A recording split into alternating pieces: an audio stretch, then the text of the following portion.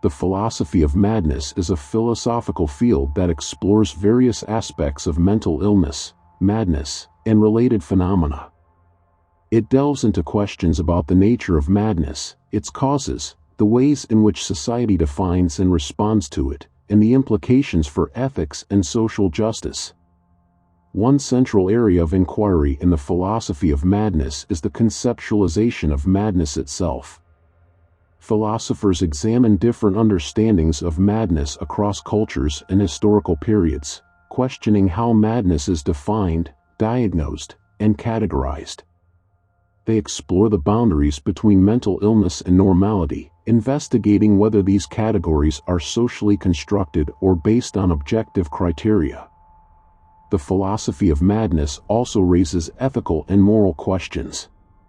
It addresses issues such as the treatment of the mentally ill, the use of psychiatric medications and therapies, and the rights and autonomy of individuals experiencing mental distress. Philosophers analyze the balance between personal freedom and the need for intervention in cases of severe mental illness. Furthermore, the philosophy of madness engages with the subjective experiences of madness. It explores questions about the nature of personal identity, consciousness, and the self in relation to mental illness. Philosophers examine how mental disorders influence one's perception of reality, emotions, and the overall sense of self.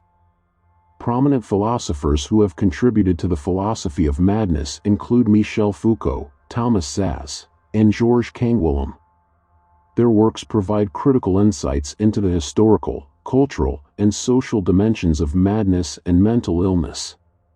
The conceptualization of madness through philosophy is multifaceted and has evolved over time.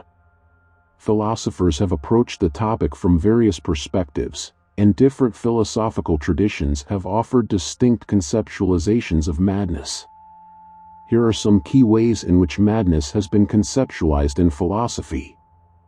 Essentialist approaches. Some philosophers have sought to define madness based on essential qualities or characteristics. They aim to identify a set of necessary and sufficient conditions that differentiate madness from sanity. This approach often involves exploring the underlying biological, psychological, or metaphysical aspects of madness. Social constructionist perspectives. Social constructionist philosophers argue that the concept of madness is socially constructed and varies across cultures and historical periods. They emphasize the influence of social, cultural, and institutional factors in defining and labeling certain behaviors or experiences as mad. This perspective highlights the role of power dynamics and social norms in shaping our understanding of madness. Existential and phenomenological views. Existential and phenomenological philosophers focus on the subjective experience of madness. They explore how madness is lived and experienced by individuals, emphasizing the first-person perspective. These approaches delve into questions of consciousness, personal identity, and the existential implications of mental illness. Ethical considerations. The philosophy of madness also engages with ethical dimensions. Philosophers examine the moral implications of how society treats and responds to individuals with mental illness. They explore issues such as autonomy, dignity, justice, and the ethics of psychiatric interventions. Epistemological inquiries. Philosophers have questioned how knowledge about madness is obtained and validated. They explore the ways in which we come to understand and explain mental disorders, critically examining the scientific, psychological, and cultural frameworks that shape our knowledge of madness. It's important to note that these approaches are not mutually exclusive, and there is often overlap and dialogue between them. Philosophers often draw from multiple perspectives to develop comprehensive understandings of madness that consider both individual experiences and societal influences. Overall, the conceptualization of madness through philosophy involves a nuanced exploration of the nature, meaning, and implications of mental illness, blending philosophical inquiry with psychological, sociological, and ethical considerations. The questions about the nature of personal identity, Consciousness and the self in relation to mental illness delve into the ways in which mental disorders can impact an individual's sense of self, subjective experience, and overall identity. Here are some key considerations.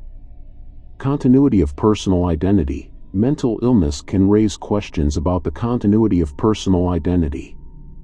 Severe mental disorders, such as schizophrenia or dissociative identity disorder, may affect an individual's perception of their own identity, leading to disruptions in their self-concept and subjective experience.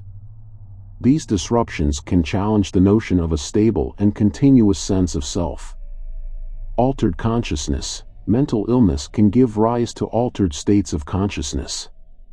Individuals with certain mental disorders may experience shifts in perception, cognition, emotions, or self-awareness. For example, in cases of depersonalization disorder, individuals may feel detached from their own body or have a sense of unreality. These altered states of consciousness can raise profound questions about the nature of subjective experience and the boundaries of the self. Narrative identity. Mental illness can impact an individual's ability to construct and maintain a coherent narrative identity. Mental disorders can disrupt one's ability to make sense of their life experiences, leading to fragmented or inconsistent narratives about themselves and their past. This challenges the idea of personal identity as a cohesive and coherent life story. Authenticity and agency. Mental illness can influence an individual's sense of authenticity and agency. Conditions such as depression or anxiety may impact one's ability to act autonomously, make choices, or express oneself authentically. These challenges raise questions about the relationship between mental states, personal agency, and the authentic expression of oneself. Social identity and stigma. Mental illness can significantly impact an individual's social identity and how they are perceived by others.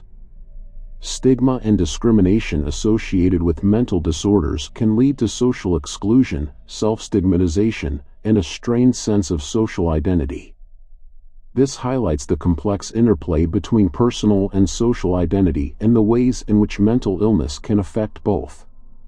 Exploring the nature of personal identity, consciousness, and the self in relation to mental illness raises profound philosophical questions about the boundaries and fluidity of the self, the impact of altered mental states on subjective experience, and the social dimensions of identity. These inquiries contribute to a deeper understanding of the lived experiences of individuals with mental disorders and the philosophical challenges posed by their unique perspectives on personal identity and consciousness. Michel Foucault made significant contributions to the philosophy of madness through his influential works, particularly in his book Madness and Civilization, A History of Insanity in the Age of Reason.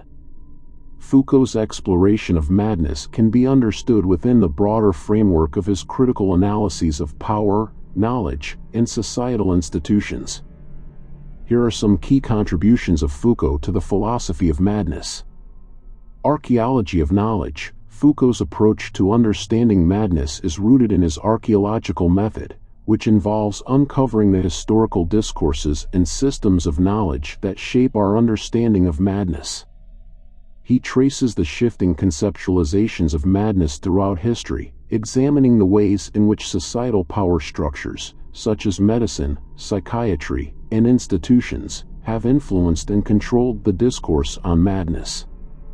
Social construction of madness. Foucault's work highlights the social construction of madness. He argues that madness is not an inherent or objective category, but rather a product of social, cultural, and historical processes. Foucault explores how madness has been defined, labeled, and marginalized by various systems of power, leading to the stigmatization and exclusion of individuals deemed mad by society. Power-knowledge nexus. Foucault's analysis of madness is deeply intertwined with his broader exploration of power and knowledge. He examines how power operates through institutional structures, such as asylums and prisons, to discipline and control individuals labeled as mad. Foucault shows how knowledge about madness is produced within these power structures and serves to enforce social norms and maintain power relations. Critique of the psychiatric system. Foucault offers a critique of the psychiatric system, challenging its claims to scientific objectivity and its role in the governance and control of individuals. He exposes the ways in which psychiatric diagnoses and treatments can be used as instruments of social control, reinforcing existing power dynamics. Foucault argues for the need to question and resist the oppressive mechanisms embedded within psychiatric practices. Concept of madness as social rebellion. Foucault presents a provocative interpretation of madness as a form of social rebellion and resistance against dominant norms and structures. He explores the potential subversive power of madness, challenging the idea that madness is solely a pathological or deviant condition. This interpretation opens up new avenues for understanding the political and social implications of mental illness. Foucault's work has had a profound influence on the philosophy of madness, contributing to the deconstruction of traditional psychiatric discourses and challenging the power dynamics associated with the conceptualization and treatment of mental illness. His analysis encourages critical questioning of societal institutions, knowledge production, and the ways in which madness is understood and managed within broader systems of power. Thomas Szasz, a prominent figure in the philosophy of madness, offered critical perspectives on the nature of mental illness and the psychiatric system. His work challenged the conventional understanding of mental disorders and the medicalization of mental illness. Here are some key contributions of Thomas Szasz to the philosophy of madness. The Myth of Mental Illness. Szasz's most influential work, The Myth of Mental Illness, questioned the legitimacy of mental illness as a medical concept. He argued that mental disorders should not be considered illnesses in the same sense as physical diseases, as they lack objective biological markers. Szasz viewed mental illness as a metaphorical construct, emphasizing that it represents problems in living rather than genuine medical conditions. Personal responsibility and autonomy. Szasz emphasized the importance of personal responsibility and individual autonomy in relation to mental health. He advocated for recognizing the agency of individuals experiencing mental distress and challenged the tendency to label them as passive victims of brain abnormalities. Szasz argued that respecting personal autonomy is essential, even in cases where individuals' thoughts and behaviors deviate from societal norms. Coercion in the psychiatric system. Szasz strongly criticized coercive practices within the psychiatric system, such as involuntary commitment and forced treatment. He argued that these practices violate individual rights and infringe upon personal liberty. Szasz's advocacy for the abolition of involuntary psychiatric interventions aimed to protect individual freedoms and challenge the power dynamics inherent in the psychiatric system.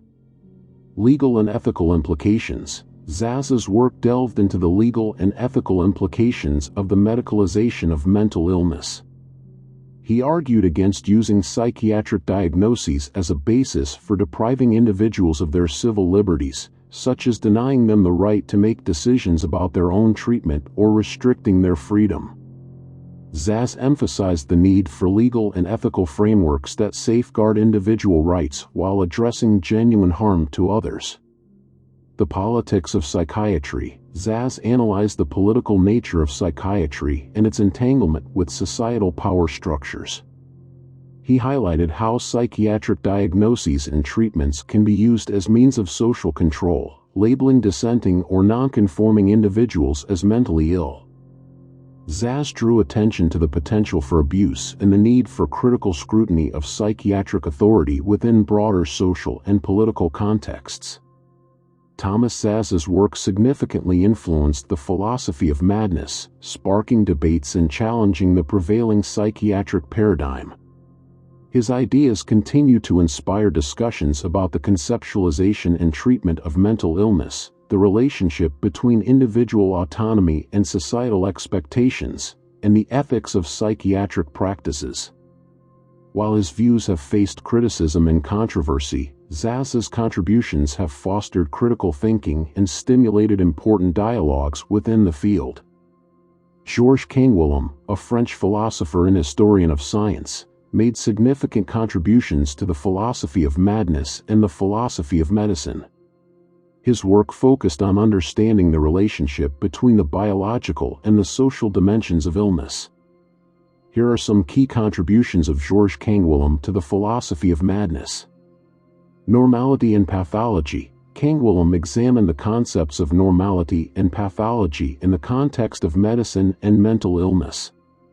He questioned the idea of a fixed and universal definition of normality, emphasizing the variability and contextual nature of health and illness. Canguilhem argued that the boundaries between normality and pathology are not absolute but rather socially and historically constructed. Vital norms. Canguilhem introduced the concept of vital norms to understand health and illness. He argued that norms are not fixed standards but rather dynamic and evolving, shaped by cultural, social, and historical contexts. Canguilhem emphasized the importance of considering the individual's unique capacities and experiences in relation to these vital norms, challenging rigid classifications and labels associated with mental illness. Phenomenology of illness. Canguilhem drew upon phenomenological insights to explore the subjective experience of illness. He emphasized the importance of understanding illness from the perspective of the individual experiencing it, highlighting the lived experience, subjective meanings, and embodied aspects of mental distress. Canguilhem's approach emphasized the need to go beyond biological reductionism to fully grasp the complexity of mental illness. The normal and the pathological. In his book The Normal and the Pathological, Canguilhem examined the relationship between the normal and the pathological in the context of medicine. He argued that pathology cannot be reduced to a mere deviation from the norm but should be understood as a meaningful response to the individual's unique situation. Canguilhem emphasized the need to consider the lived experiences and individual contexts when evaluating mental health. Epistemology of the life sciences. Canguilhem's work extended beyond the philosophy of madness to the broader philosophy of science and the life sciences. He explored the epistemological challenges and complexities in understanding the living organism, including mental processes. Canguilhem emphasized the importance of recognizing the inherent complexity and uniqueness of living beings and cautioned against reducing them to mechanistic explanations. Georges Canguilhem's contributions to the philosophy of madness offered a nuanced understanding of the concepts of normality, pathology, and health. His emphasis on the individual's subjective experience, the social and historical contexts of illness, and the complexity of living organisms influenced subsequent discussions within the philosophy of medicine and mental health. Canguilhem's work continues to be influential in shaping philosophical approaches to understanding and interpreting mental illness. Philosophy of madness is a complex and evolving field, with ongoing debates and new perspectives emerging over time. Exploring recent literature and engaging with contemporary discussions can provide further insights into this fascinating area of study.